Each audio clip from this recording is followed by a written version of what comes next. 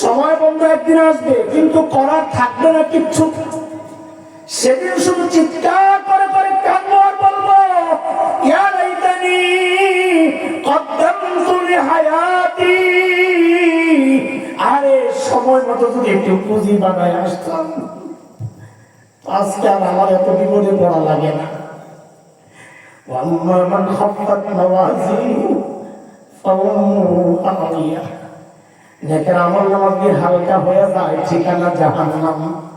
আর একটু আমল কইরা কইরা নেকের আমল নামাকে সাকুরাত বানাইলাম না, বাড়ি কেন বানাইলাম না, তাইলে তো জান্নাতে যাইতে পারতাম।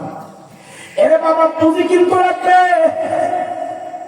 হেলায় খেলায় টান করবে, আফসোস করা লাগবে। এরে তোমার পুঁজি ছাড়া কিন্তু সামনে বাড়া যাবে না। যুবকরে, আমার সন্তানেরা শোন, তোদের এক বড় ভাই বল অথবা বাবা বল, চাচা বল, কলিজার একটা কথা তোদেরকে শোনাই, একটু মন দিয়া শুনবে। বাপ, পুঁজির একটা গল্প শোনাইতে চাই, ছোট্ট গল্প। পুঁজি পুঁজি পুঁজি পুঁজি গত 2 বছর আগের গল্প আমি শুনছি, দেখছি। এই 2 বছরে এই গল্পটা যতবার আমি মানুষের শোনাইছি, সারা জিন্দিগির মাহফিল করে কোনো নির্দিষ্ট গল্প এত বলি নাই। কেন জানে, আমার হৃদয়ে খুব লাগছে। আমি চাই আমার অনুভূতিটা সবার মধ্যে ছড়ায় যায়, এই জন্য বলি। একদিনের গল্প, আমার মাদ্রাসার এক ওস্তাদ একদিন আমার অফিসের মধ্যে বলে কি, ভাই একটা ভিডিও দেখায় আপনাদের আসে। কি ভিডিও? দেখি একটা ছোট্ট বাচ্চা, তা আরব টেলিভিশনের, কোন আরবি দেশ, আরব দেশ, ওই এক টেলিভিশনের একটা প্রোগ্রাম, ইন্টারভিউ বুঝলেন না, বুড়ারা। একটা ছোট্ট বাচ্চা, বয়স বড় 13-14 হবে, বাচ্চারা অন্ধ। অন্ধ মানে চোখ ভেতরের দিকে ডাবানো, আমরা বলি মাঠফুফু লাইন গর্ত। উপস্থাপক, প্রোগ্রাম যিনি পরিচালনা করেন, সঞ্চালক, সে বাচ্চাটাকে জিজ্ঞেস করতেছে, আচ্ছা তোমার যে চোখের নিয়ামতটা নাই, তুমি কি আল্লাহর কাছে এই নিয়ামতটা ফেরত চাও?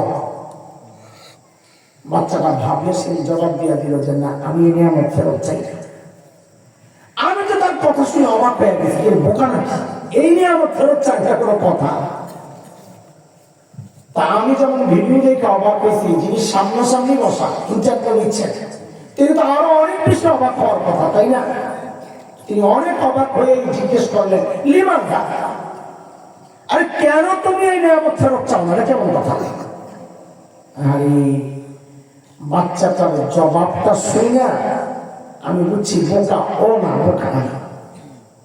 আল্লাহকে হাজির বাজে রেখে বলছি আপনাদেরকে, ওর জবাবটা শুনে আমি সাথে সাথে কাঁচা করে গেছি। বললো কি ছোট্ট বাচ্চা, ওকে যখন জিজ্ঞেস করা হলো তুমি নিয়ামত ফেরত চাও না, কেন চাই না, কেন?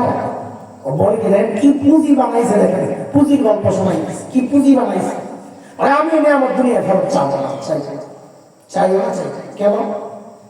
বলে যখন হাসরে হিসাব শুরু হয়ে যাবে না, একের পর এক ডাক পড়বে, যখন আমার ডাক পড়বে, দেখেন ছোট্ট বাচ্চা, ওর কি ডাক, কিন্তু তার অনুভূতিটা কত উঁচা, কত পবিত্র।